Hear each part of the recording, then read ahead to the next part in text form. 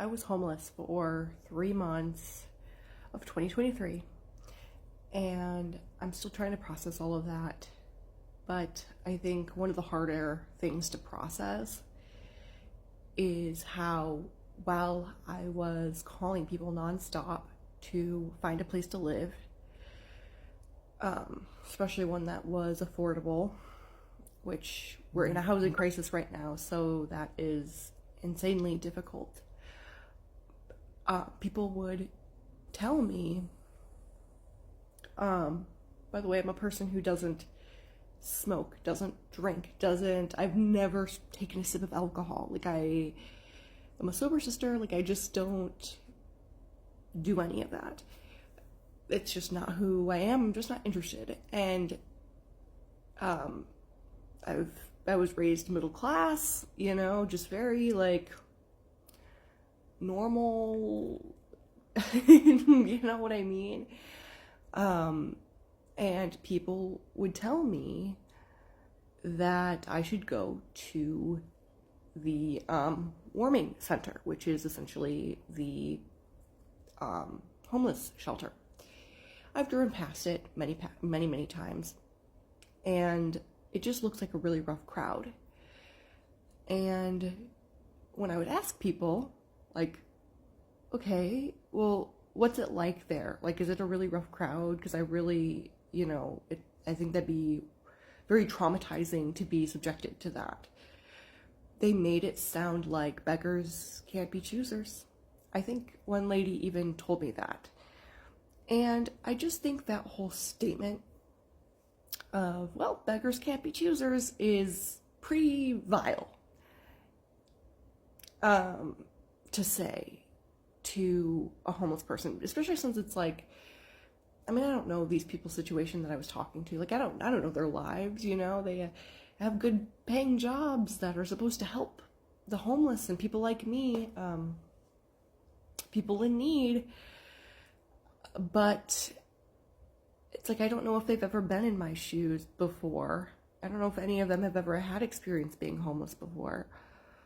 But it'd be pretty jarring, right? To go from living a perfectly normal, sheltered little life where, you've got a nice home, a nice dog, you chit-chat with your buddies, you rarely have to see any danger, any threats, any difficulty. You're well fed. You got, even if you're living, paycheck to paycheck, you can choose who you hang around. You can choose your environment. And most of the time, it's going to be pretty wholesome, right? I'm a very, very emotional person. Things are a lot for me to handle. I don't even have a TV because watching too much violence is a little too difficult for me. So having somebody just suggest to me to go to a place where there isn't just likely going to be drugs or a possibility of that being around, there is most definitely that going to be around, as well as these things. And to have that now be your life is pretty jarring.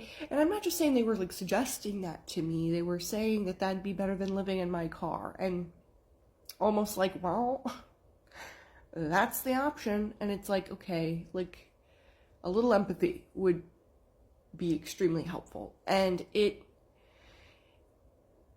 in that moment, or in those moments when I would hear that from people, I just couldn't help but to think about all of the families out there. I'm a grown adult woman, as is my mom, who was homeless with me, by the way. I can't imagine a family in my shoes being told that. Having children, what? Now your 2-year-old is supposed to sleep at the warming center with those traits being around? And hey, I have empathy for the people there who are actively having a difficult time. But that's also a part of it. It's having, now my life just went from being completely wholesome, completely sweet, completely compassionate and kind, and not having to expose myself, not even partaking in things that are harming to myself, but now having to watch other people being victims of their own harm all around. How do you sleep in that? How do you live in that? No, I would rather live in my car, thank you. I would rather live in my car, but they made it sound like that was insane, that I wanted to live in my car more than that. There was one guy that I talked to who, before, you know, we were talking, he said that he would help me out a lot, and I was so appreciative of that.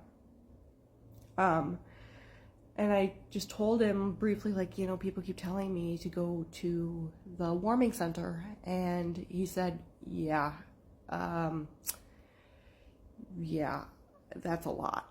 And I said, it is, thank you. That's super validating, because a lot of people have told me that that's almost like that's expected of me to go there. And he said, like, and I said, just like, is there a lot of these things there? And he said, to be honest, yeah. And if you and your mom have a car to sleep in, then that is probably the best bet, and that's the safest, and I would just stay comfortably together there, because at least you have each other.